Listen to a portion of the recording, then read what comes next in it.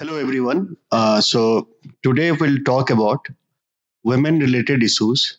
So अगर आप देखो तो women related issues ऐसे के लिए इम्पोर्टेंट है क्योंकि अगर आप यूपीएससी और बीपीएससी के पेपर देखोगे तो हर बार कहीं ना कहीं एक क्वेश्चन एक ऐसे टॉपिक वुमेन से रिलेटेड आता है और अधिक इम्पोर्टेंट इसलिए भी हो जाता है कि वुमेन रिलेटेड इश्यूज को जो आप पढ़ोगे जो भी आपको आर्ग्यूमेंट्स मिलेंगे एग्जाम्पल्स मिलेंगे डेटा मिलेगा तो वो सारे के सारे कहाँ आप उसको यूज कर सकते हो तो उसको किसी भी और टॉपिक में डेवलपमेंटल प्रैक्टिसेस के टॉपिक में हो या अगर कास्ट इश्यूज हो फिर किसी भी इशू में वुमेन रिलेटेड एक डायमेंशन आप इससे में लिखोगे इसीलिए वुमेन रिलेटेड टॉपिक्स क्या है कि अधिक इंपॉर्टेंट हो जाते हैं क्योंकि ये हर टॉपिक का एक डायमेंशन है प्लस अपने आप में इससे एक ऐसे क्रिएट टॉपिक बनता है तो जब हम वुमेन रिलेटेड इश्यूज को देखते हैं तो वुमेन रिलेटेड इश्यूज में जो सबसे इम्पोर्टेंट कॉन्सेप्ट है जहां से सारा एमर्ज होगा उस कॉन्सेप्ट को बोलते हैं पेट्रियार्की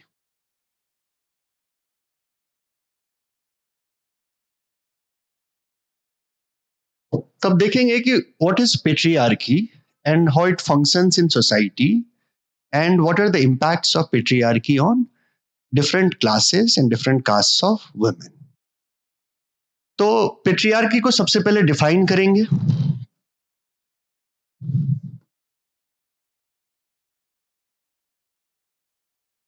तो पेट्रियार्की क्या है patriarchy is a social structure तो जब भी आप किसी टर्म को डिफाइन करो सोसाइटी से रिलेटेड किसी इंस्टीट्यूशन को तो उसका आप एक फॉर्मेट तैयार कर लो उस फॉर्मेट के बेसिस पे आप उसको अच्छे से डिफाइन कर सकते हो अगर आपके पास एक फॉर्मेट होगा तो किसी भी टर्म को आप अच्छे से डिफाइन कर सकते हो तो अगर हम इसको डिफाइन करें patriarchy is a social structure in which men decide roles responsibilities and authorities of women and other genders तो जब हम अदर जेंडर्स की बात करेंगे तो अदर जेंडर्स में कौन से आएंगे जैसे ट्रांसजेंडर है अदर जेंडर्स में एंड ऑल्सो वो लोग जो अपने आप को ये जो तीन कैटेगरी है मेल फीमेल और ट्रांस की उससे अपने आप को अलग मानते हैं तो वो उस पर भी क्या होता है पेट्रियार्की का इम्पैक्ट होता है similarly patriarchy also impacts children children पे भी हम क्या देखते हैं पेट्रियार्की का इम्पैक्ट होता है लेकिन मेनली अगर हम जेंडर पर्सपेक्टिव में देखें तो women and other genders so main क्या करेगा डोमिनेट करेगा रोल्स वुमेन के डिसाइड कौन करता है तो मेन करता है वैसी रिस्पॉन्सिबिलिटीज वुमेन की क्या होगी वो भी मेन डिसाइड करेगा एंड अथॉरिटी को भी मेन डिसाइड करेगा अब इसको डिसाइड करने के लिए बहुत सारे सोशल इंस्टीट्यूशन है तो इसके लिए क्या होंगे वो अलग अलग सोशल इंस्टीट्यूशन में लिंक होंगे इसके एग्जांपल्स देखते हैं कि कैसे पेट्रियार्की फंक्शन करता है तो मेंस डोमिनेंस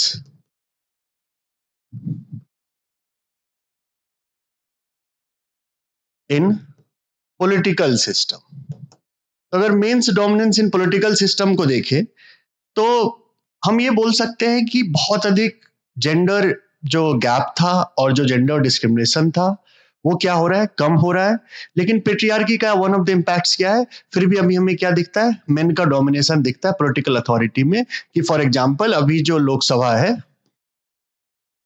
उसमें ओनली 14% वुमेन का रिप्रेजेंटेशन है जबकि वुमेन की पॉपुलेशन में क्या रिप्रेजेंटेशन है तो अराउंड 50% 48.5% तो 48.5% टोटल पॉपुलेशन में इनका रिप्रेजेंटेशन है लेकिन अगर हम पॉलिटिकल अथॉरिटी में देखें तो ओनली 14% हमें दिखता है वहां पे डोमिनेशन है दूसरा एग्जांपल देखते हैं इसका और कि पीआरआईज में क्या हो गया कि वुमेन का रिजर्वेशन आ गया तो यहाँ पे वुमेन का रिप्रेजेंटेशन तो इंक्रीज हुआ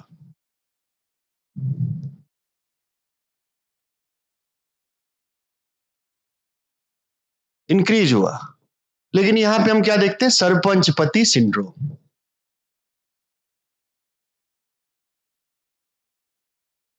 तो आप लोग ये कीवर्ड लिखोगे, जब आप ऐसे लिखोगे तो आप लिखना सरपंचपति सिंड्रोम, इसको और भी टर्म्स के थ्रू बोलते हैं प्रॉक्सी लीडरशिप, कि लीडर कोई और है लेकिन जो आप फेस देख रहे हो वो फेस क्या है, फेस किसी और का आप वहां पे देख रहे हो। तो इन पॉलिटिकल लीडरशिप में सरपंचपति सिंड्रोम और प्रॉक्सी लीडरशिप, और इसको और भी बोलते हैं सरोगेट लीडरशिप।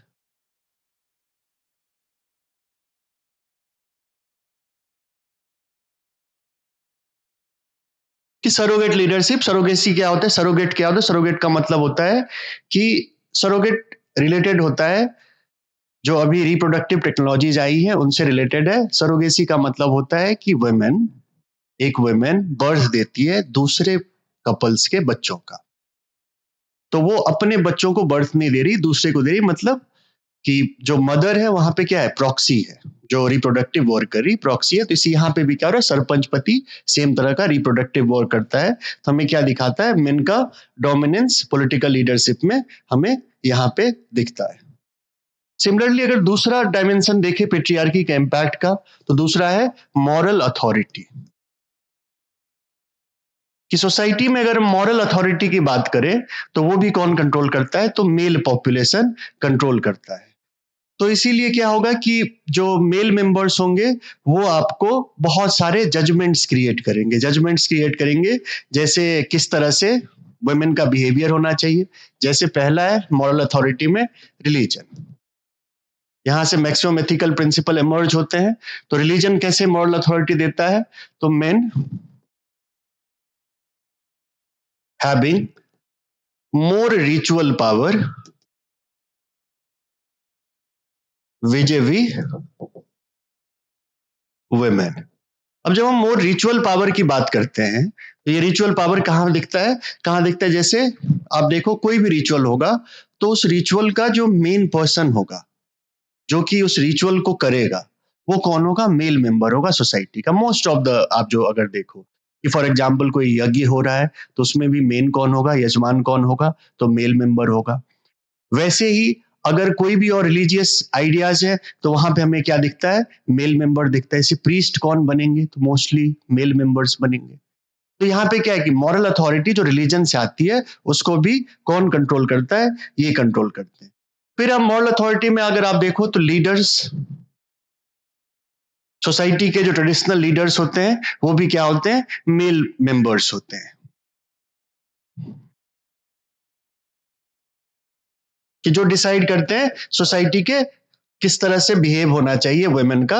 जैसे फॉर एग्जांपल खाप पंचायत, तो मोस्टली ऑफिशिएटेड बाय मेन, और वो किसके लिए डिसाइड करते हैं, मॉरल अथॉरिटी फॉर वुमेन का। एट द सेम टाइम कि अगर वुमेन इसको रजिस्ट करती है तो उस केस में आप वुमेन को क्या बोलते हैं, उस केस में बोला जाता है वुमेन एग्रेसिव है या उसके कैरेक्टर पर जजमेंट किया जाता है। तो ये भी क्या दिखाता है कि मॉरल अथॉरिटी कौन बनाता है, तो मेल मेंबर बनाता है।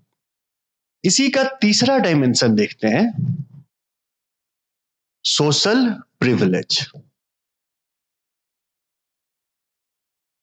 कि सोसाइटी में अगर आप देखो प्रिविलेज की बात, तो मेन के पास अधिक फ्रीडम है, men are given more freedom, और साथ में उनके पास क्या होगा कि अधिक प्रिविलेज होंगे सोसाइटी में। कि जैसे वुमेन को बोला जाता है कि एक टाइम के बाद आप घर से बाहर निकलना बंद करिए।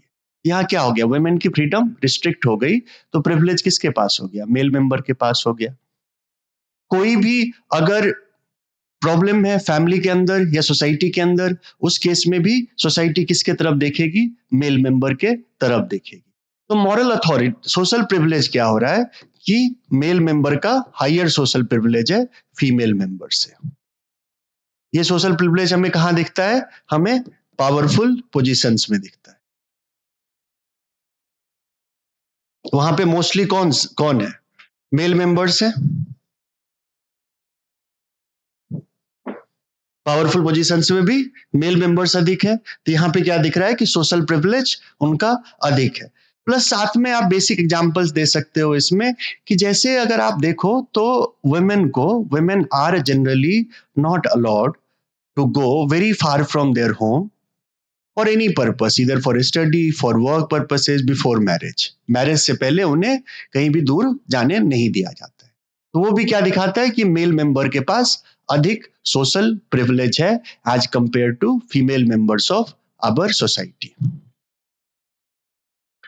फिर चौथा देखते हैं कि चौथा डायमेंशन क्या है इसमें। एग्जाम्पल, पेट्रियार्की का मैनिफेस्टेशन, तो कंट्रोल ओवर प्रॉपर्टी। तो प्रॉपर्टी कौन कंट्रोल करता है? तो जनरली मेल मेंबर्स। प्लस अगर आप लॉज देखो, सिविल लॉज को देखो, तो वहां पे आपको क्या दिखेगा कि इन सिविल लॉज मेल मेंबर को अधिक पावर दी गई है। कि जैसे जब हम बोलते हैं कि इक्वल डिवीजन ऑफ प्रॉपर्टी बहुत सारे स्टेट्स में हो गया इंक्लूडिंग बिहार, कि जहां पे प्रॉपर्टी का डिस्ट्रीब्यूशन मेल और फीमेल मेंबर्स में इक्वली होगा, लेकिन हम वहां पे क्या देखते हैं कि जनरली जो प्रॉपर्टी है वो किसको पास होती है? फ्रॉम फादर टू सन पास होती है, नॉट फादर टू डॉटर पास होती है। प्लस लॉ ये बोलता है कि जो फादर को जो एंसेस्ट्रल प्रॉपर्टी मिली, फीमेल मेंबर का राइट बस उसमें है।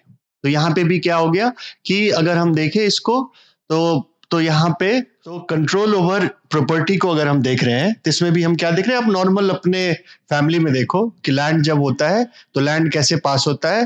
फादर टू सन, बाप से बेटे को लैंड पास हो रहा है, फादर टू जो सन है उसको लैंड पास हो रहा है। नॉर्मली आप देखोगे घर के अंदर भी क्या होता है कि जो भी प्रॉपर्टी होते हैं मेनली उसके बारे में डिसाइड कौन करता है? तो मेल मेंबर्स डिसाइड करते हैं। ये भी क्या दिखा रहा है आपको? पेट्रियार्की का इंपैक्ट है। तो वुमेन इससे क्या हो गई? वीक हो गई। तो हमें जब भी देखना है कोई भी एस्से आता है तो हम क्या करेंगे? इन सब टॉपिक्स पे ये सब डायमेंशंस उसमें लाएंगे एस्से में, कि हम उनको बताएंगे कि ये सब सारे तरीके हैं जिससे वुमेन की पावर कम होती है। तो जब इन सब का इंपैक्ट कहां दिखेगा? सबऑर्डिनेशन ऑफ वुमेन पे दिखेगा कि सोसाइटी में क्या होगी? वुमेन की पावर कम होगी। तो वुमेन क्या बनेगी? हाउसवाइफ्स। मोस्ट ऑफ द वुमेन को हम क्या देखते हैं? हाउसवाइफ बनते हुए। तो वो भी क्या दिखा रहा है कि पेट्रियार्की एक, और जिसको बोलते हैं पितृ सत्तात्मक परिवार, उसके इंपैक्ट क्या आ रहे हैं? वहां पे हाउसवाइफ बनने के कारण उनपे क्या हो रहा है कि उनका सबऑर्डिनेशन हो गया, वो बाहर नहीं जा सकते। ऐसे ही आप देखो कि पब्लिक प्लेसेज में, चाहे आप मैच देखने जा रहे हो या अगर आप टीवी पे मैच देखते हो, तो नंबर ऑफ वुमेन वहां पे आपको कम दिखेंगी। तो ये भी हमें क्या दिखा रहा है? यहाँ पे ये प्रॉब्लम्स दिख रहा है। जो अदर प्रॉब्लम्स है वो है, जो रोल्स और नॉर्म्स के बारे में बात हुई, तो कल्चरल नॉर्म्स जैसे dowry, domestic violence, similarly violence against women in public sphere.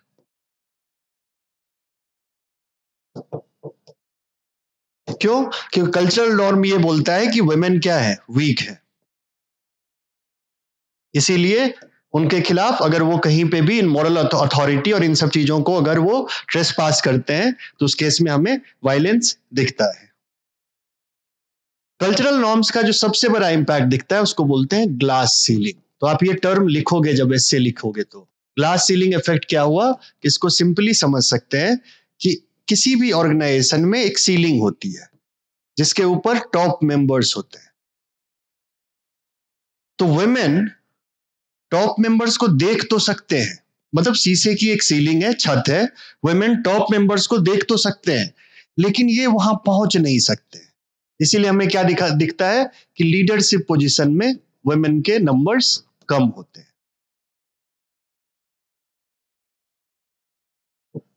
कि वुमेन वहां तक नहीं पहुंच पाती। बहुत कम ही वुमेन को हम देखते हैं वहां पे वुमेन को पहुंचते हुए। फिर सातवां आप देखो इसमें कि जो लीगल स्ट्रक्चर है, तो बहुत सारे ऐसे लॉ हैं जो कि मेन को अधिक पावर देते हैं एज कंपेयर टू वुमेन। कि जैसे आप देखोगे कि इंडिया में मैरिटल रेप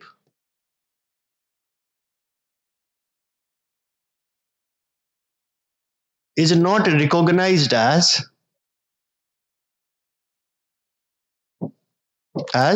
रेप। तो ये क्या दिखाता है कि लीगल स्ट्रक्चर्स भी वुमेन को लोअर पोजीशन देते हैं सोसाइटी में, और ये भी हमें पेट्रियार्की का एक मैनिफेस्टेशन दिखता है।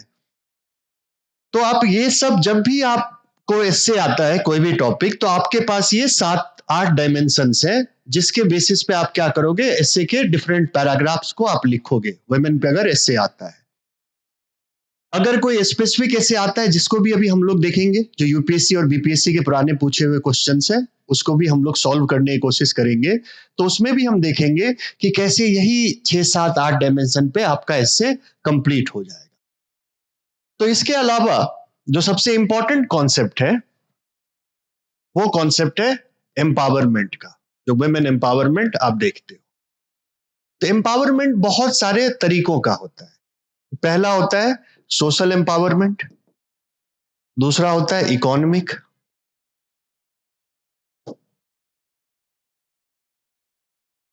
तीसरा होता है पॉलिटिकल, और चौथा होता है इकोलॉजिकल।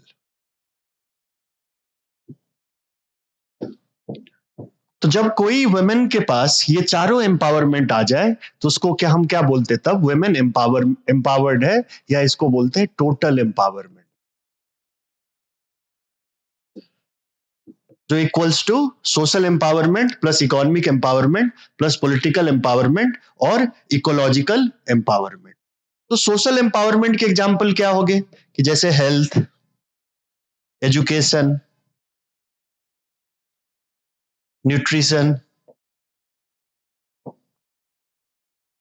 Dignity, equality. तो ये सारे सोशल एम्पावरमेंट के एग्जाम्पल हैं। क्यों सोशल एम्पावरमेंट इंपॉर्टेंट है वुमेन के लिए, तो आप देखोगे कि वुमेन का हेल्थ भी मेल के कंपैरिजन में खराब होता है। एजुकेशन में भी अगर लिटरेसी रेट देखो, तो आप वुमेन का क्या है, कम है लिटरेसी रेट। कि अगर आप सेंसस डेटा को देखते हो, तो मेल का literacy rate as per 2011 census data 82% के आसपास है, फीमेल का लिटरेसी रेट 65% के आसपास ही है।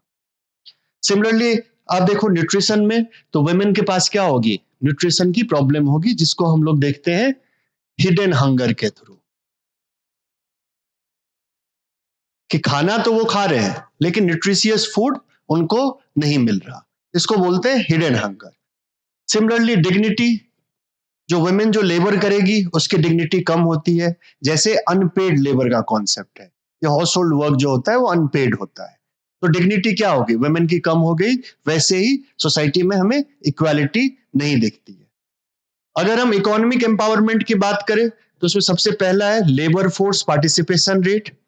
तो फीमेल का लेबर फोर्स पार्टिसिपेशन रेट अभी क्या है, कि मेल के कंपैरिजन में बहुत कम है, कि गवर्नमेंट के डेटा के बेसिस पे भी 27% है female labour force participation rate, जबकि ये कितना होना चाहिए, अगर मेल और फीमेल की इक्वल इकोनॉमिक पार्टनरशिप हो, तो ये अराउंड 48% होना चाहिए, तो ये भी कम है। तो यहां हमें क्या दिखता है, कि इकोनॉमिक एम्पावरमेंट भी वुमेन के लिए इंपॉर्टेंट है। फिर लैंड राइट्स,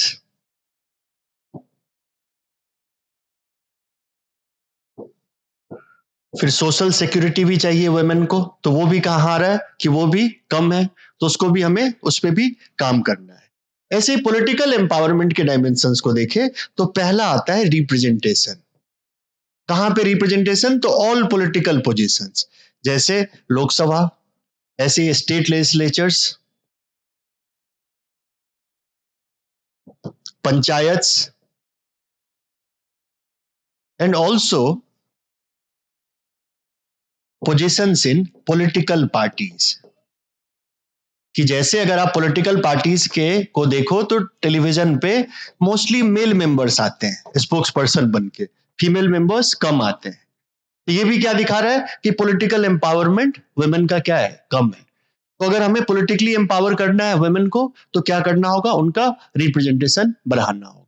तो अभी जो गवर्नमेंट पार्लियामेंट ने बिल पास किया है वुमेन रिजर्वेशन के लिए, तो आप उसको एक एग्जाम्पल रखोगे इसके लिए, कैसे इनका रिप्रेजेंटेशन इंक्रीज हो सकता है। साथ में हम देखेंगे कि पॉलिटिकल पार्टीज के अंदर भी वुमेन का रिप्रेजेंटेशन बढ़ना चाहिए। वो कैसे बढ़ेगा, तो आप उनको मोटिवेट करोगे, अच्छे पोजीशन दोगे, अच्छे एक सिक्योर एनवायरनमेंट क्रिएट करोगे with in political parties. Politics में क्या है, हमारे यहाँ की वायलेंस बहुत अधिक है, क्रिमिनलाइज्ड है पॉलिटिक्स, तो वो भी वुमेन को क्या करता है, दूर करता है पॉलिटिक्स से। फिर आते हैं इकोलॉजिकल एम्पावरमेंट। तो जैसे अगर आप वुमेन को देखो तो नॉर्मली वुमेन किस पे डिपेंडेंट है, फॉरेस्ट प्रोड्यूस और प्रोड्यूस फ्रॉम नेचर। और कौन से वुमेन है जो इस पे डिपेंडेंट है, rural poor, women from schedule caste and schedule tribe communities, वो इस पे डिपेंडेंट है। तो यहाँ पे क्या होगा कि अगर हमें इकोलॉजिकल एम्पावरमेंट चाहिए तो उसके लिए हम फोकस करेंगे जो सबसे वुमेन में भी जो सबसे नीचे है, rural poor, schedule caste, schedule tribe women, तो उसके लिए इकोलॉजिकल एम्पावरमेंट बहुत अधिक इंपॉर्टेंट है। इकोलॉजिकल इंपॉर्टेंट क्यों है, क्योंकि उनका सबसिस्टेंस डिपेंड करता है नेचर पे। तो जब हम देखेंगे यहाँ पे बहुत सारे मूवमेंट्स, चिपको मूवमेंट, मेनली पार्टिसिपेंट कौन थे, वुमेन थे। साथ में हम देखेंगे जैसे डेवलपमेंट के कारण डिस्प्लेसमेंट हो रहा है ट्राइबल एरियाज से, तो उसका भी सबसे अधिक इम्पैक्ट वुमेन पे पड़ता है कि वहां की वुमेन क्या होती है, डिस्प्लेस्ड वुमेन, कि वो एक बहुत बड़ा नंबर है जो ट्रैफिक्ड होती है सेक्स वर्क के लिए, या जो अभी बोलते हैं स्लेवरी, घर में हम उनको बहुत कम पैसे पे 24 आवर्स काम करवाते हैं। और सारे वुमेन क्या है, जो सबसे पुअर है, जो हमारे सोसाइटी में सबसे नीचे है, rural poor, schedule caste and schedule tribe. तो एम्पावरमेंट का कॉन्सेप्ट ये बोलता है कि वुमेन इंडिया के केस में किसी एक सेक्शन या दो सेक्शन में एम्पावर्ड है, लेकिन उनके पास ये सारे एम्पावरमेंट नहीं है।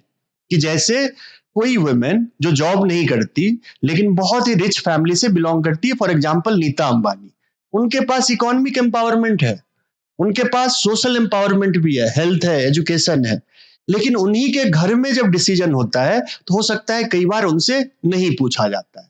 तो हम उसको क्या बोलेंगे कि एम्पावरमेंट के लिए ये जितने सेक्टर्स हैं, आपको उन सारे में एम्पावरमेंट एक साथ होना जरूरी है, तभी टोटल एम्पावरमेंट होगा।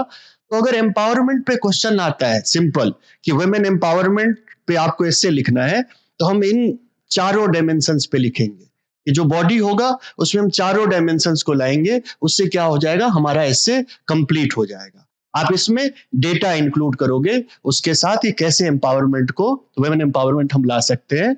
और जितने भी गवर्नमेंट के प्रोग्राम पॉलिसीज हैं इन सब को लेकर के, उन सारे को आप अपने एस्से में लिखोगे, क्योंकि आप ब्यूरोक्रेट बनने के लिए लिख रहे हो तो क्रिएटिव राइटिंग नहीं करनी है एस्से में। एस्से में आपको सोल्यूशन देना है, देखना है कि गवर्नमेंट करने की क्या कोशिश कर रही है और उसमें और क्या होना चाहिए जिससे कि वुमेन का स्टेटस बेहतर हो सोसाइटी में।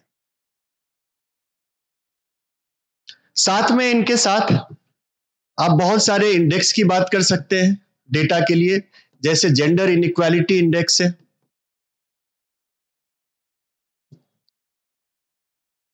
ह्यूमन डेवलपमेंट इंडेक्स है, जैसे फॉर एग्जांपल केरला, उनका एचडीआई स्कैंडिनेवियन कंट्री के जैसा है, जो दुनिया में सबसे डेवलप्ड सोसाइटी जो बोलते हैं, वो उनका एचडीआई सबसे अच्छा होता है।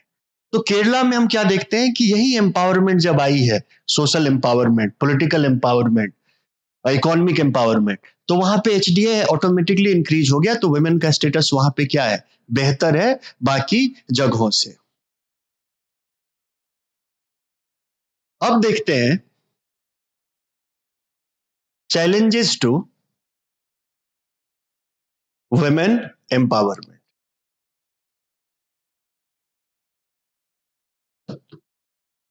कि क्या क्या चैलेंजेज हैं वुमेन एम्पावरमेंट के। तो जो सबसे पहला चैलेंज है वो है मिसिंग वुमेन का, कि हमारी सोसाइटी से बहुत सारे वुमेन क्या है, मिसिंग है। मिसिंग का मतलब क्या हुआ कि इधर दे आर किल्ड, या तो फिटिसाइड हो रहा है, इन्फेंटिसाइड हो रहा है उनके साथ, तो उससे क्या हो रहा है, सेक्स रेशियो इंडिया केस में स्क्यूड है, कि number of male per thousand population is higher than the number of female।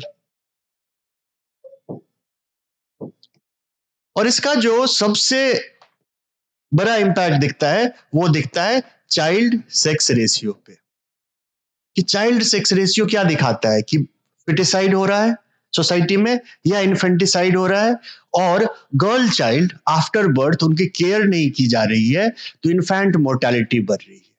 तो 3 कारण है: फीमेल फिटिसाइड, इन्फेंटिसाइड और लेस केयर, इसीलिए इन्फेंट मोर्टेलिटी का इंक्रीज होना ऑफ गर्ल चाइल्ड। तो ये क्या करेगा, वुमेन को, पूरे डेटा से ही वुमेन मिसिंग हो जाएंगी, आपको वुमेन वहां पे नहीं दिखेगा। तो ये कहां पे आ गया, इसको आप लिखोगे कि जो सोशल एम्पावरमेंट है उसका सबसे बड़ा इंपैक्ट कहां दिखता है, वो दिखता है कि जहां पे वुमेन हमारी सोसाइटी से मिसिंग है। और क्यों मिसिंग है, तीन कारणों से: फिटिसाइड, इन्फेंटिसाइड और infant mortality of girl child का धीरे धीरे इंक्रीज होना। दूसरा जो इसमें आपको प्रॉब्लम दिखेगा, जो चैलेंजेज है वुमेन एम्पावरमेंट का, दूसरा चैलेंज बात करता है लिटरेसी, हेल्थ, न्यूट्रिशन। हम यहां पे क्या देखते हैं कि लिटरेसी, वुमेन लिटरेसी कम है, जो अभी आपको डेटा दिया, as compared to men. Health में वुमेन का reproductive health,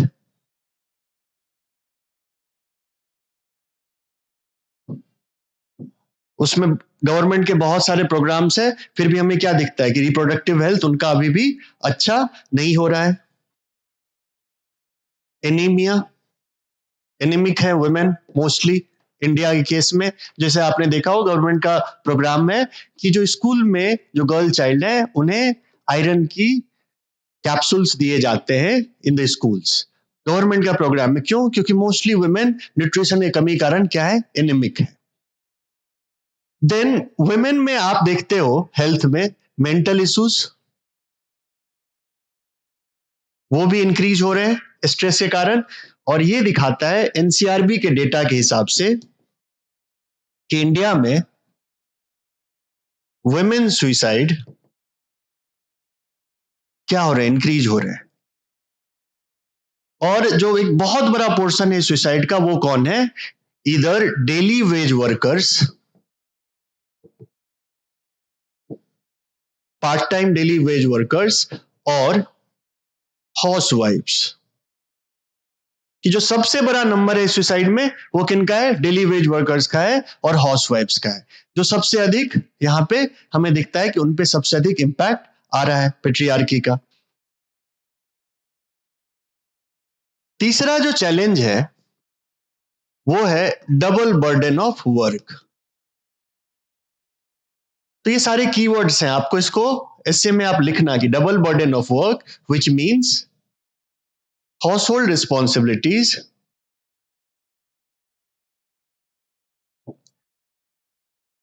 plus responsibilities at work place. कि अगर वुमेन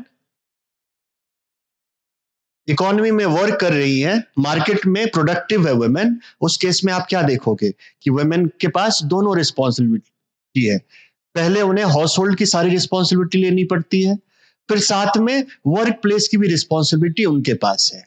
मेल मेंबर क्या करेगा, वो जाएगा बाहर काम करेगा, शाम को आएगा घर में बैठ जाएगा, उसके जो भी डिमांड्स होंगे वो फीमेल मेंबर्स घर के फुलफिल करेंगे। तो वुमेन पे क्या आ गई, डबल बर्डन आ गया वर्क का। ये भी क्या दिखाता है, ये भी एक चैलेंज है कि फॉर एग्जांपल इसमें गर्ल चाइल्ड, वो भी हाउस होल्ड वर्क में, घर के काम में उनको भी इंगेज किया जाता है गर्ल चाइल्ड को। तो उनके उन पे क्या होगा, उनकी एजुकेशन, बाकी चीजें जो है न्यूट्रिशन, हेल्थ, इनके बारे में अवेयरनेस कम हो जाएगी। वो धीरे धीरे इन रोल्स को एक्सेप्ट करने लग जाएंगे कि उनकी एक रिस्पॉन्सिबिलिटी है कि वो हाउस होल्ड वर्क को फुलफिल करें। चौथा है, हमारी सोसाइटी में बहुत सारे सोशल इविल्स हैं। कैसे सोशल इविल्स हैं, जैसे आपने हिस्ट्री में पढ़ा होगा कि ब्रिटिशर्स जब आए तो उसके बाद इंडिया में क्या हुआ कि सोशल रिफॉर्म मूवमेंट स्टार्ट हुए। सोशल रिफॉर्म मूवमेंट ने भी सबसे पहले वुमेन के इश्यूज को लाया। कौन कौन से इश्यूज को लाया? जैसे सती को, राजा राम मोहन राय ने सती के इशू को लाया। वैसे ही ईश्वर चंद विद्यासागर ने विडो रीमैरिज के इशू को लाया। फिर अगर आप देखोगे उसी में कि जो चाइल्ड मैरिज हो रहा है उसके इशू को भी रेज किया गया। तो हम देखेंगे उसमें कुछ इश्यूज तो सॉल्व हो गए, फॉर एग्जांपल सती, बट बहुत सारे इशू आज भी कंटिन्यू है। कौन कौन से इशू? तो पहला डॉरी। डॉरी का मतलब होता है, डॉरी का मतलब ये नहीं होता है जो शादी के टाइम में पैसे दिए जाते हैं, उसको डॉरी नहीं बोलते हैं। डॉरी का मतलब होता है कि जब शादी तय होती है किसी वुमेन की, उस टाइम से लेकर उस वुमेन के डेथ तक उसके परिवार वाले जो भी चीजें देते हैं वुमेन को, जो एक रिचुअली जो है मैंडेटरी है, कि जो जरूरी है, जो वुमेन के फैमिली से ही आएगा, वो सारा डॉरी का पार्ट है। कि फॉर एग्जाम्पल वुमेन का के घर में उनके बच्चे का कोई रिचुअल है, तो उसमें भी क्या होता है कि जो उसके आ, उसके मदर के साइड की जो फैमिली है, उन्हें रिचुअली बहुत सारे चीजें देनी पड़ती है, तो वो सारे डॉरी के पार्ट है। ये क्या है, एक सोशल रिस्पॉन्सिबिलिटी बन जाती है फैमिलीज पे। तो डॉरी भी क्या दिखाता है, एक सोशल इविल है। दूसरा हम देखें चाइल्ड मैरिज। वर्ल्ड में सबसे अधिक चाइल्ड मैरिज इंडिया में होते हैं, और अगर आप डेटा को देखो तो बिहार में भी चाइल्ड मैरिज के बहुत सारे केसेस हैं। तो चाइल्ड मैरिज भी क्या हो गया, एक सोशल इविल हो गया जो कि वुमेन एम्पावरमेंट को रोकता है। फिर सोशल इविल्स में अगर देखो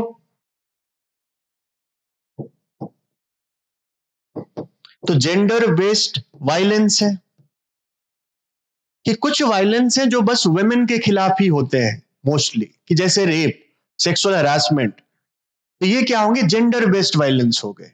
ये भी हमारे सोशल इविल्स का एक पार्ट है। चाइल्ड लेबर में भी अगर आप देखो तो चाइल्ड लेबर में भी मोस्टली कौन है, जो चाइल्ड लेबर में भी मोस्टली वुमेन इंगेज्ड है। क्यों इंगेज्ड है? क्योंकि उन्हें स्कूल एजुकेशन सिस्टम में नहीं भेजा जा रहा। अगर भेजा भी जा रहा तो सोशियोलॉजिकल वर्क है जो बताता है कि जब गर्ल चाइल्ड घर वापस आती है तो होमवर्क करने के बाद हाउस होल्ड ड्यूटीज में रोल प्ले करती है। जबकि वही अगर मेल चाइल्ड होगा तो वो जब घर आएगा होमवर्क करेगा, उसके बाद वो बाहर खेलने के लिए जाता है। तो यहाँ पे भी गर्ल चाइल्ड क्या होगी, चाइल्ड लेबर का पार्ट होगी, जहां हाउस होल्ड एक्टिविटीज वो कर रही है। और जो मेल चाइल्ड हो गया उसके पास अधिक फ्रीडम आ गया। तो ये भी हमें क्या दिखाता है, ये भी दिखाता है कि वुमेन की स्टेटस हमारी सोसाइटी में नीचे है, और एक कारण है जिसके कारण वुमेन का एम्पावरमेंट नहीं हो पा रहा। साथ में आप देखो डोमेस्टिक वायलेंस।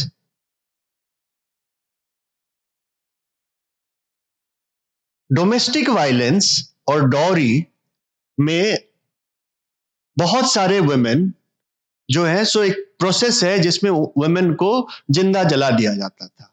तो इसी को लोग बोलते हैं मॉडर्न सती, कि सती की प्रथा आज भी खत्म नहीं हुई, नए फॉर्म में आई। इसीलिए इसको बोला जाता है कि मॉडर्न फॉर्म ऑफ सती, जिसमें वुमेन को अभी भी क्या किया जा रहा है, बर्न किया जा रहा है, जलाया जा रहा है। तो यहां पे भी क्या हो गया, ये भी एक सोशल इविल्स, एक प्रॉब्लम हो गए। पांचवा देखते हैं इकोनॉमिक पार्टिसिपेशन।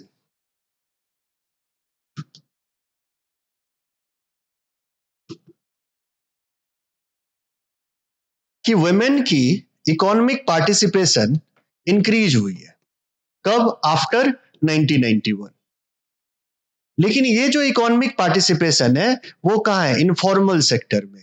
इनफॉर्मल सेक्टर कौन सा सेक्टर होता है, जिसमें ना तो आपको सोशल सिक्योरिटी मिलती है, वेज जो होता है वो काफी कम होता है, लेबर लॉज नहीं लगते वहां पे, और अगर कोई एक्सीडेंट या कुछ भी होता है वर्क प्लेस पे तो आपको वर्कमैन्स कंपनसेशन एक्ट के अंदर कोई कंपनसेशन भी नहीं मिलेगा। तो मोस्टली वुमेन कहाँ पे, इनफॉर्मल सेक्टर में है, जैसे एग्रीकल्चरल लेबरर है, पार्ट टाइम वर्कर्स हैं,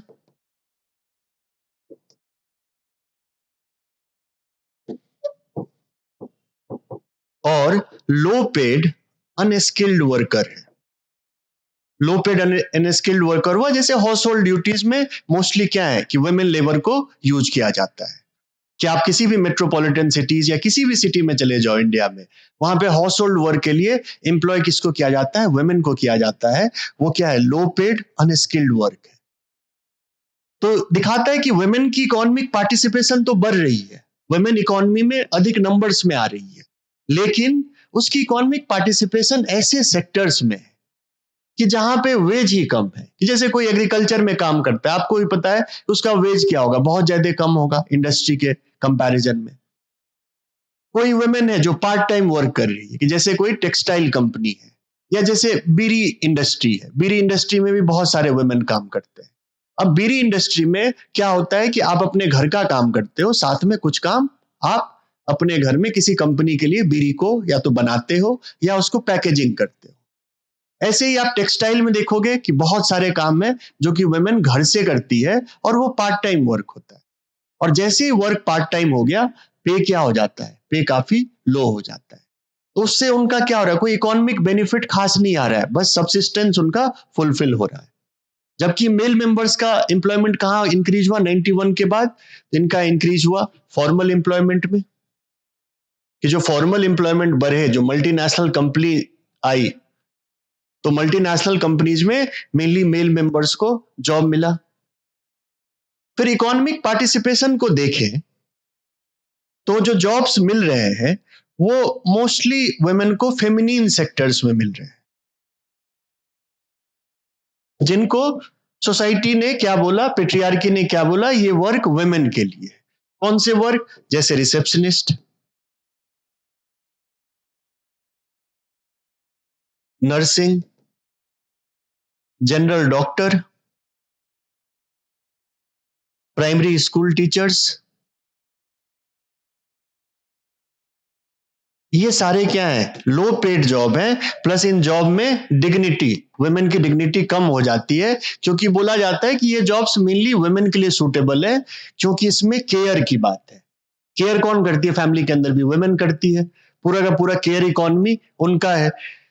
तो इनको हमने क्या कर दिया कि स्टीरियोटाइप कर दी कि ये वुमेन के ही जॉब है। मतलब इस जॉब की डिग्निटी कम है, मेल मेंबर्स इस जॉब के लिए नहीं जाएंगे। कौन कौन से job? Receptionist, nursing, general doctor जो एमबीबीएस डॉक्टर्स होते हैं, प्राइमरी स्कूल टीचर्स।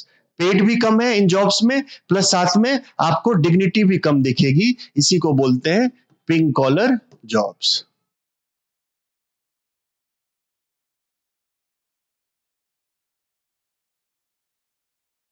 ऐसे ही एक और चैलेंज है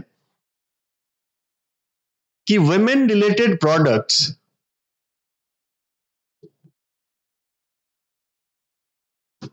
जो होते हैं उनके कॉस्ट हाइयर होते हैं। कि फॉर एग्जांपल आप एक मॉइस्चराइजर खरीदते हो,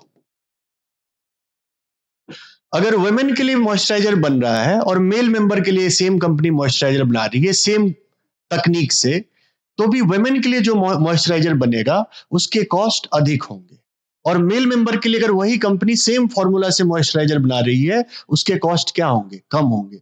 इसको बोलते हैं पिंक टैक्स। तो वुमेन के जो प्रोडक्ट है उसके प्राइस क्या होते हैं? इन्फ्लेटेड होते हैं। तो वुमेन के प्रोडक्ट के प्राइस इन्फ्लेटेड होंगे, उसके कारण वुमेन का एक्सेस कम हो जाएगा। जैसे सैनिटरी नैपकिन्स, उनके प्राइसेस क्या आप देखोगे? हाइयर होते हैं। वैसे वुमेन के जितने भी प्रोडक्ट है जो मेनली फॉर वुमेन है, उनके प्रोडक्ट के प्राइस अधिक होंगे एज कंपेयर टू जो प्राइस है मेल मेंबर्स के लिए, अगर कोई प्रोडक्ट बन रहा है उसके कंपैरिजन में। प्लस साथ में स्टिग्मा होता है कि वुमेन रिलेटेड प्रोडक्ट जब वुमेन खरीदने जाती है तो उसके साथ स्टिग्मा होता है कि वो ओपनली उसके बारे में बात नहीं कर सकते। तो यहाँ क्या दिखा रहा है कि वुमेन रिलेटेड प्रोडक्ट के एक तो प्राइसेस अधिक हैं, प्लस साथ में सोशल स्टिग्मा है कि जब आप खरीदने जाओगे तो आपको अलग तरीके से देखा जाएगा। तो ये भी वुमेन एम्पावरमेंट के लिए एक बहुत बड़ा चैलेंज है।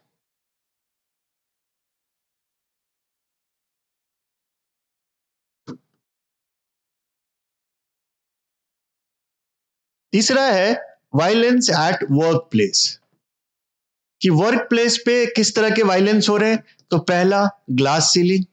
जो आपको बताया अभी ग्लास सीलिंग, कि हायर पोजीशंस में हमें कम वुमेन दिखते हैं। जैसे आप देखोगे कोई वुमेन जैसे ही हायर पोजीशन में जाती है, नेशनल न्यूज बन जाता है।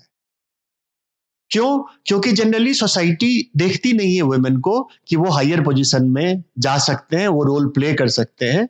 इसलिए वुमेन जब वहां जाएगी तो एक न्यूज बन जाएगा। तो ग्लास सीलिंग इफेक्ट, कि हमें कम वुमेन दिखते हैं टॉप पे। दूसरा आप देखो, sexual harassment at work place.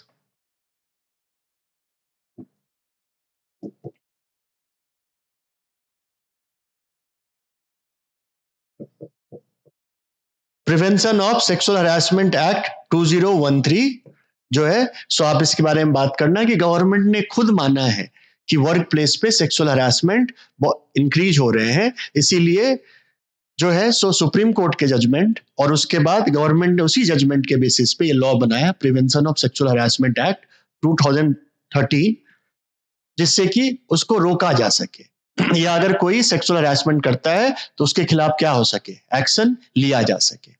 तो ये भी दिखाता है कि वायलेंस हो रहा है वर्क प्लेस पे। जेंडर पे गैप, कि डेटा ये बताती है कि वुमेन का पे इंडिया में 83% of the pay of male members doing similar job, कि सेम जॉब में अगर मेल मेंबर भी है और फीमेल मेंबर है तो फीमेल मेंबर का जो पे होगा, जो वेज होगा, वो 83% होगा मेल मेंबर के वेज का। तो ये भी क्या है कि वायलेंस एट वर्क प्लेस है। किस किस तरह के वायलेंस, तो ये दिखाता है ग्लास सीलिंग जहां वुमेन प्रमोट होकर टॉप पे नहीं जाती, sexual harassment at work place, और तीसरा जेंडर पे गैप। ऐसे ही अगर पॉलिटिकल एम्पावरमेंट देखें तो पहला है रिप्रेजेंटेशन। तो हम बताएंगे कि वुमेन का रिप्रेजेंटेशन पॉलिटिक्स में क्या है, कम है। कम है किस सेंस में कम है, कि जैसे जो जो अभी जो लोकसभा है उसमें अराउंड 14% है, 14% ही वुमेन है। फिर आप स्टेट लेजिस्लेचर्स को देखोगे, वहां पे भी वुमेन के परसेंटेज क्या है, रिप्रेजेंटेशन पॉलिटिकल पावर में कम है। सिमिलरली आप देखो हायर ब्यूरोक्रेसी में जो पॉलिसीज बनती हैं वहां पे भी आपको बहुत कम वुमेन दिखेंगी। तो पॉलिटिकल पावर में जो रिप्रेजेंटेशन की बात है तो वुमेन के नंबर कम है। और जो रिसेंट एक्ट पास हुआ है, बिल पास हुआ है पार्लियामेंट में, जो अब एक्ट बन गया है वुमेन रिजर्वेशन का, वो क्या करता है कि उसी को दूर करने के लिए गवर्नमेंट ने क्या किया है, वुमेन रिजर्वेशन एक्ट को पास किया है। तो ये भी दिखाता है कि वुमेन एम्पावरमेंट के चैलेंजेस हैं, और आप उसमें लिखना कि गवर्नमेंट भी इन चैलेंजेस को एक्सेप्ट करती है। इसलिए गवर्नमेंट क्या करती है, कोर्स करेक्शन करती है। ये कोर्स करेक्शन बहुत सारे तरीकों से हो सकता है, जैसे वुमेन का रिजर्वेशन हो सकता है, वुमेन के लिए जॉब्स में, पॉलिटिकल रिप्रेजेंटेशन में, प्लस पॉलिसीज में जैसे जेंडर बजटिंग है, तो वो भी क्या दिखाता है कि वुमेन के लिए हम वुमेन स्पेसिफिक एरियाज में हमको अधिक काम करना है, क्योंकि इनइक्वालिटी है। फिर पॉलिटिकल में दूसरा है प्रॉक्सी लीडरशिप का, जिसको बोलते हैं सरपंच पति सिंड्रोम।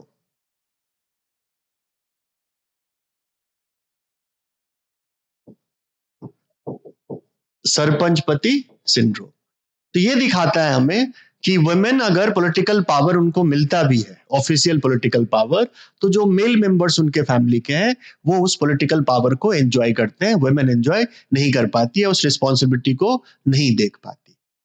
तो इससे हम बता सकते हैं कि जो लीडरशिप है वहां पे अगर उनको पोजीशन मिलती भी है तो भी क्या कर सकते हैं, वो एम्पावर्ड नहीं है तो उस पोजीशन का वो यूज नहीं कर सकते।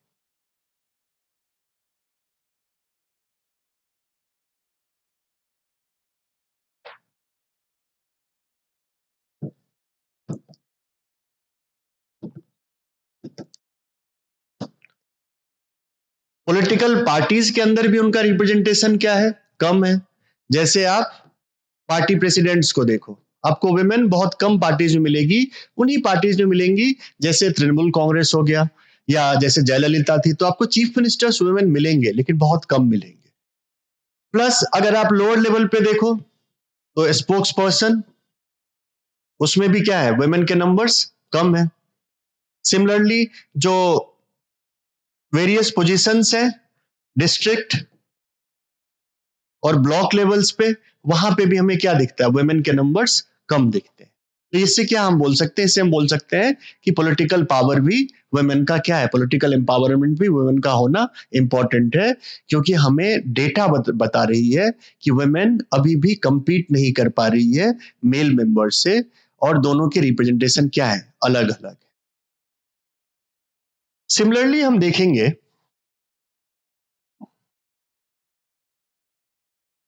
Ecological inequality. तो जैसे आपको बताया कि वुमेन डिपेंडेंट है फॉरेस्ट पे, नेचर के प्रोड्यूस पे। जैसे एग्रीकल्चर में, एग्रीकल्चर फेमिनाइजेशन ऑफ एग्रीकल्चर बोलते हैं कि बहुत सारे वुमेन क्या एग्रीकल्चर के पार्ट बन गए। तो वो डिपेंडेंट है नेचर पे, कि जैसे एग्रीकल्चर किस पे डिपेंडेंट है, इंडिया मॉनसून पे डिपेंडेंट है। तो जो क्लाइमेट चेंज हो रहा है, तो क्लाइमेट चेंज से क्या हो रहा है, क्लाइमेट चेंज से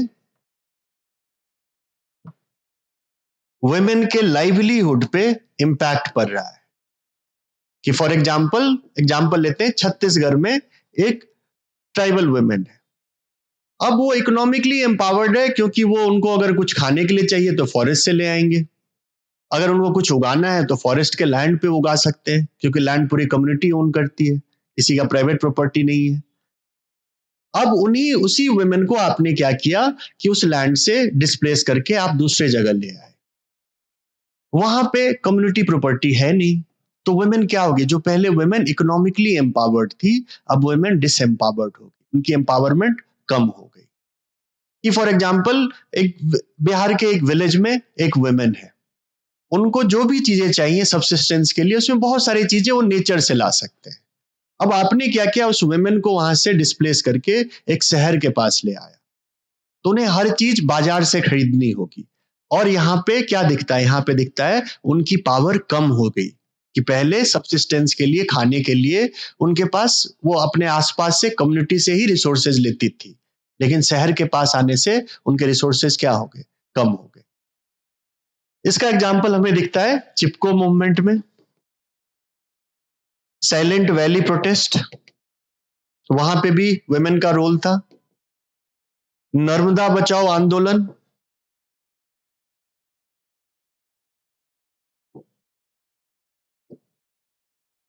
इन सब में वुमेन ने, इसीलिए वुमेन का पार्टिसिपेशन अधिक दिखता है, क्योंकि वुमेन की लाइवलीहुड इन सब पे डिपेंडेंट है। तो आपके पास ये 11 डायमेंशन इधर है, 7 डायमेंशन आपको पहले बताया। अब देखते हैं कि जो यूपीएससी और बीपीएससी ने क्वेश्चन पूछे हैं, उसको कैसे आंसर कर सकते हैं, जो वुमेन रिलेटेड क्वेश्चन है। तो पहला जो क्वेश्चन है वो है, टॉपिक है ग्रेटर पॉलिटिकल पावर।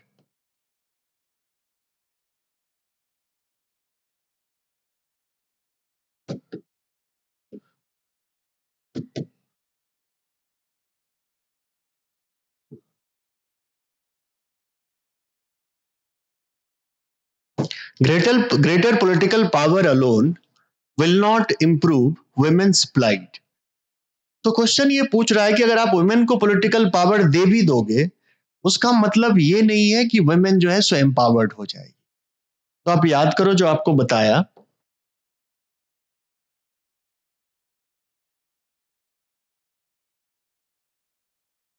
कि बहुत सारे तरीके के एम्पावरमेंट होते हैं। तो इस एम्पावरमेंट में आपको बताया था कि जब सारे एम्पावरमेंट एक साथ होंगे, तब हम वुमेन कंप्लीटली एम्पावर्ड होगी। कोई भी एक एम्पावरमेंट अगर वुमेन के पास हो भी जाता है, उससे हम वुमेन को एम्पावर्ड नहीं बोलेंगे। तो जब भी आपको ऐसे क्वेश्चन आएंगे,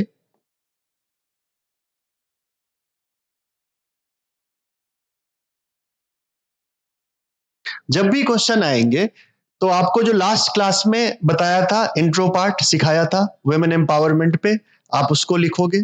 फिर उसके बाद आप बताओगे कि पॉलिटिकल एम्पावरमेंट क्या है, कि वो एक तरह का एम्पावरमेंट है। क्यों? क्योंकि सोसाइटी में क्या है, बहुत सारे इश्यूज हैं। सोशल एम्पावरमेंट नहीं है वुमेन का, इकोनॉमिक नहीं है, इकोलॉजिकल नहीं है।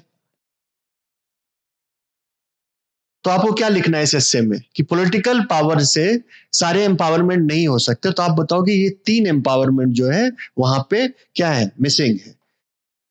कैसे मिसिंग है कि इन सब एम्पावरमेंट के कारण नहीं होने कारण कि पॉलिटिकल एम्पावरमेंट को भी वो सही से हम रिफ्लेक्ट नहीं कर सकते सोसाइटी में। जो आपको अभी एग्जांपल दिया था, सरपंच पति सिंड्रोम,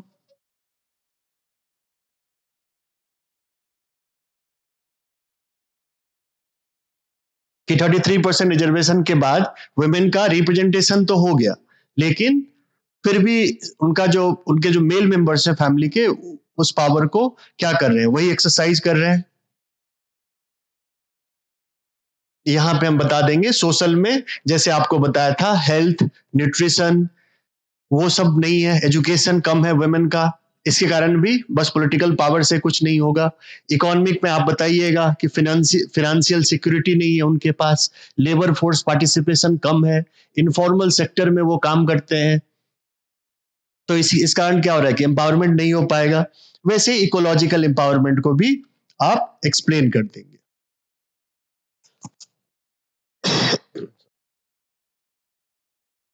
साथ तो इसको लिखने के बाद जब आप इस इंट्रो लिखोगे, फिर आप मेन बॉडी में इस पार्ट को एक्सप्लेन करोगे, और फिर लास्ट में आप बताओगे लेकिन रिसेंटली कैसे वुमेन एम्पावरमेंट में हम क्या देख रहे हैं कि बेहतर एक हमें वो पर्सपेक्टिव दिख रहा है कंटेम्प्रेरी टाइम में। आप उसको एक्सप्लेन करोगे, जो आपको एग्जांपल दिए वुमेन रिजर्वेशन बिल का, एक्ट का, फिर जो वेरियस प्रोग्राम्स एंड पॉलिसीज है गवर्नमेंट के, आप उसकी बात करोगे। उस तरह करके आप उसको कंक्लूड कर दोगे ऐसे को कि नहीं, कि प्रॉब्लम्स है सोसाइटी में, लेकिन हम क्या कर रहे हैं कि डिफरेंट पर्सपेक्टिव से वुमेन एम्पावरमेंट के लिए कोशिश कर रहे हैं।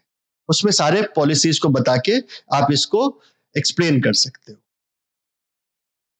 दूसरा ऐसा ही एक टॉपिक था, उसको देखते हैं। वुमेन्स रिजर्वेशन वुड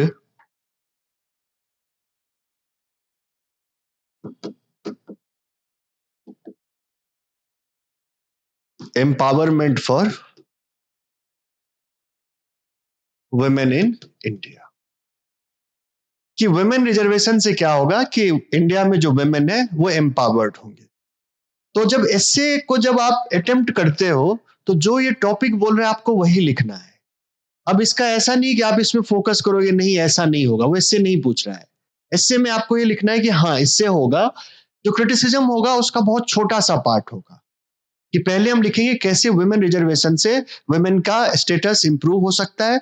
फिर एक छोटा सा लिखेंगे हाँ लेकिन उसके ये सारे क्या है, बैरियर्स हैं।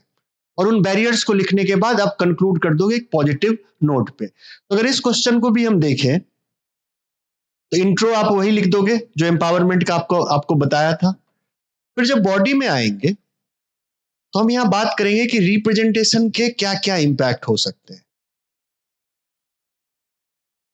पहला, वुमेन्स रिजर्वेशन इन जॉब्स, और दूसरा इन पॉलिटिकल पार्टिसिपेशन। इन दोनों पार्ट पे हम एक्सप्लेन करेंगे कि इन दोनों पार्ट के थ्रू कैसे वुमेन का स्टेटस इंप्रूव हो सकता है। हमारे पास एग्जांपल इसके इंडिया से क्या है, केरला। केरला में क्या है, एमएमआर काफी कम है as compared to other states.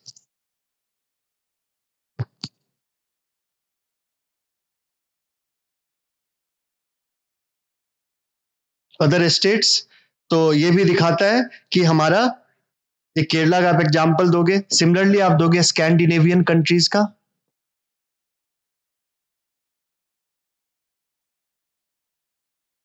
कि वहां पे वुमेन का रिप्रेजेंटेशन हाइयर है।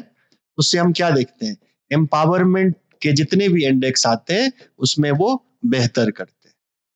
फिर लास्ट में आप क्रिटिक करोगे, आप बताओगे एक से दो पैरा में कि कैसे कैसे इसके बैरियर्स हैं, कि बस रिजर्वेशन से नहीं होगा, हमें और भी तरह के एम्पावरमेंट चाहिए। आप उसको लिखोगे।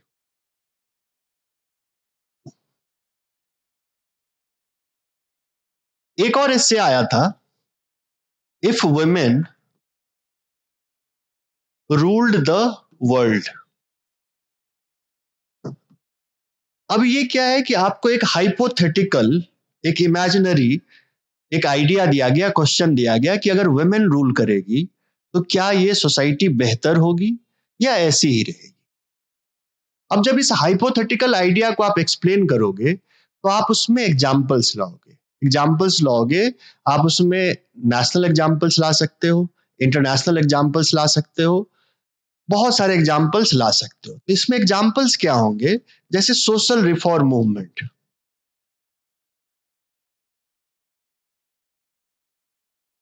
उसमें सावित्री बाई फुले वुमेन्स एजुकेशन के लिए इन्होंने काम किया। तो हम इस एग्जाम्पल को लेंगे, हम बताएंगे कि अगर वुमेन रूल करेगी तो हम क्या देखेंगे। हम देखेंगे कि जो इनइक्वालिटी इन एजुकेशन है उसके लिए काम कर सकते हैं। वुमेन और मेन क्या होंगे? इक्वल होंगे। एग्जाम्पल आप किसका दोगे? सावित्री बाई फुले का दोगे। ऐसे ही फ्रीडम मूवमेंट की अगर हम बात करें तो वहां से आप बहुत सारे लीडर्स लाओगे, जैसे सरोजनी नायडू,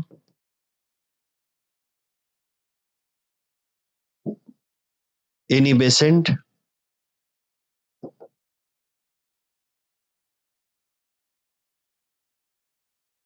सिमिलरली इंडिपेंडेंस के बाद अगर आप देखो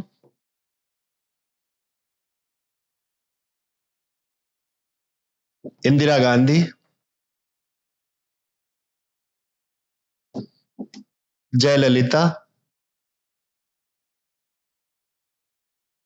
ममता बनर्जी,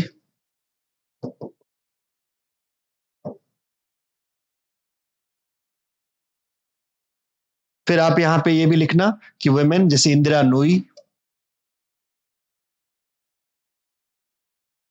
तो ये सारे आपके एग्जाम्पल्स हो गए कि वुमेन जब रूल करेंगे तो उन सब में आप ये एग्जाम्पल डालोगे। आप बाहर से भी एग्जाम्पल ले सकते हो, जैसे एंजेला मार्केल, जो कि जर्मनी के जो जो फाइनेंशियल इनस्टेबिलिटी था उसको उन्होंने कंट्रोल किया।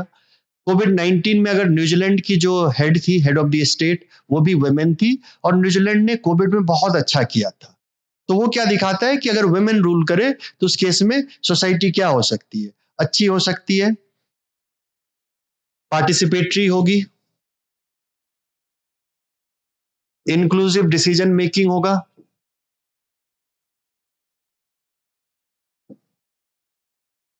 लेकिन आप दिखाओगे कि what are the barriers to women's rule.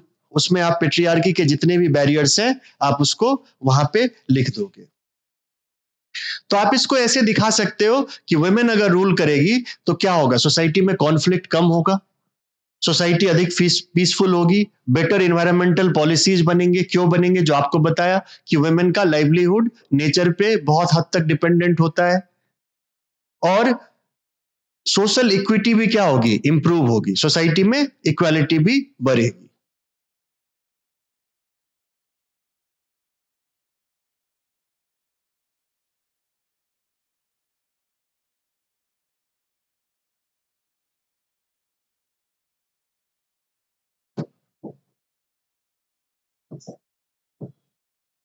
एक और ऐसे आया जो कि यूपीएससी ने 2 बार पूछा है, the hand that rocks the cradle. तो इस एस्से को जब आप आंसर करोगे तो आप उसमें बताओगे कि ये एस्से है केयर गिविंग से लेकर के, और आप उसमें बताओगे कि केयर गिविंग क्यों इंपॉर्टेंट हो गया है कंटेम्प्रेरी टाइम में। क्योंकि अब हमारी इकोनॉमी में डेमोग्राफिक डिविडेंड है, मतलब कि जो यूथ है, जो युवा है, जो यंग पॉपुलेशन है, उनका नंबर अधिक है। तो यंग पॉपुलेशन क्या होता है कि वो डिपेंडेंट नहीं होता किसी पे। लेकिन यही पॉपुलेशन अब धीरे धीरे क्या हो रही है? ओल्ड एज में जा रही है, जिसको बोलते हैं सिल्वर इकोनॉमी की तरफ हम लोग मुड़ रहे हैं। Silver economy means an economy जहां पे हमें मोस्टली एल्डरली पीपल दिखते हैं, उसको सिल्वर इकोनॉमी बोलते हैं। तो यहाँ पे केयर इंडस्ट्री मेनली क्या है? वुमेन लेड है। कि जैसे आप नर्स देखो, डॉक्टर्स देखो, फैमिली के अंदर केयर देखो, सारा वुमेन लेड है। तो इसीलिए वुमेन का रोल क्या हो रहा है कि इंडियन सोसाइटी में अधिक इंपॉर्टेंट होते जा रहा है, कि इंडिया में वुमेन का रोल अधिक इंपॉर्टेंट होते जा रहा है। जैसे आईएलओ का एक डेटा है जो बोलता है कि वुमेन का अनपेड जो केयर वर्क है उसका कंट्रीब्यूशन जीडीपी में 3.63% है। ये अनपेड है, लेकिन जो जीडीपी में इनका योगदान है वो 4% के आसपास है। तो ये एक बहुत बड़ा नंबर हुआ, और ये यहाँ पे क्या हो रहा है, ये अनपेड लेबर है। प्रॉब्लम क्या हो रहा है कि लैक ऑफ रिकॉग्निशन है वुमेन को लेकर के। प्लस जनरली क्या होता है कि इंडिया में आप देखो कि मेल का एज और फीमेल का एज मैरिज के टाइम में डिफरेंट होता है, कि फीमेल छोटी होती है। तो हमें एल्डरली में भी क्या दिखता है, अधिक फीमेल पॉपुलेशन दिखता है। तो उनको केयर कौन करेगा, जो जिन्होंने सबकी केयर करी है उनका केयर कौन करेगा। ये क्वेश्चन यूपीएससी ने 2 बार पूछा है, तो इसको आप अच्छे से प्रिपेयर करना कि कैसे जो वुमेन का केयर गिविंग रोल है वो कैसे हमारे फ्यूचर को शेप कर सकता है, क्रिटिकली शेप कर सकता है। तो इस पे इसको आप उस तरह से देख सकते हो। तो आपको कोई भी क्वेश्चन आता है वुमेन रिलेटेड, एक जनरल क्वेश्चन आता है पेट्रियार्की पे, तो जैसे एक क्वेश्चन आया था कि patriarchy is the least noticed yet the most significant structure of social inequality. कि जैसे क्वेश्चन ये बोल रहा है कि जैसे बहुत सारे स्ट्रक्चर हैं सोशल इनइक्वालिटी के, जैसे कास्ट सिस्टम, जाति व्यवस्था एक है, वैसे ही हम सोशल इनइक्वालिटी क्लास देखते हैं कि किसी के पास अधिक पैसा है तो उसका क्लास ऊपर है, किसी के पास कम पैसा है उसका क्लास नीचे है। लेकिन ऐसे हम रेस को देखते हैं कि रेस के बेसिस पे भी स्ट्रैटिफिकेशन हो रहा है। लेकिन इन सारे जो जो ये सारे इनइक्वालिटीज है वो हमें विजिबल होते हैं सोसाइटी में, लेकिन वुमेन की जो इनइक्वालिटी है सोसाइटी में वो इनविजिबल होती है, कि लोग क्या मानते हैं कि नेचर का लॉ है कि ऐसा ही होगा। तो ये ऐसे का टॉपिक जो यूपीएससी ने पूछा था कि patriarchy is the list noticed yet the most significant structure of social inequality. तो आप इसमें क्या करोगे, जो आपको वो 7-8 पॉइंट बताए थे पेट्रियार्की में, आप उसको लिखोगे।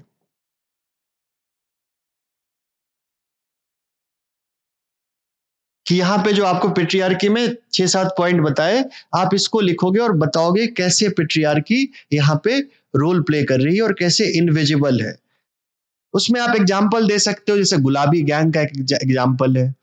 फिर देखा गया है कि वुमेन के बहुत सारे एसोसिएशंस, एनजीओ, सेवा जैसे एक एग्जाम्पल है कि इलावट का जो सेवा था कि वुमेन की इकोनॉमिक पावर इंक्रीज करने के लिए, जिससे पेट्रियार्की से बाहर जाए, तो वो सारे आप एग्जाम्पल इसमें लिख सकते हो। तो जब आप आंसर्स लिख रहे हो, प्रैक्टिस कर रहे हो, तो आप फोकस करो इन्हीं पॉइंट से, आप अलग अलग पैराग्राफ करके आप उसको मेन बॉडी को लिखो। इंट्रो आपको बताया था कैसे लिखा जाएगा वुमेन एम्पावरमेंट। अब मेन बॉडी पे इन्हीं पॉइंट्स को लिखो और फिर आप कंक्लूड कर दो। जब भी इससे लिखोगे आप, गवर्नमेंट के जितने प्रोग्राम पॉलिसीज हैं, जितने भी लॉ पास किए हैं पार्लियामेंट ने उनसे रिलेटेड डेटा है, चाहे सेंसस का डेटा हो, सर्वे का डेटा हो, या कोई भी रिकॉग्नाइज्ड इंटरनेशनल डेटा हो, आईएलओ का डेटा, यूएन का डेटा, वो सारे डेटा को आप यूज करके उसको आप सब्सटैंशिएट करोगे। लेकिन बेसिक जो लार्जर पॉइंट्स होंगे वो यही होंगे। इसी को आपको अरेंज करना है आंसर में, एस्से में, कि वो किस तरह से पूछ रहा है। तो आप इससे लिख सकते हैं।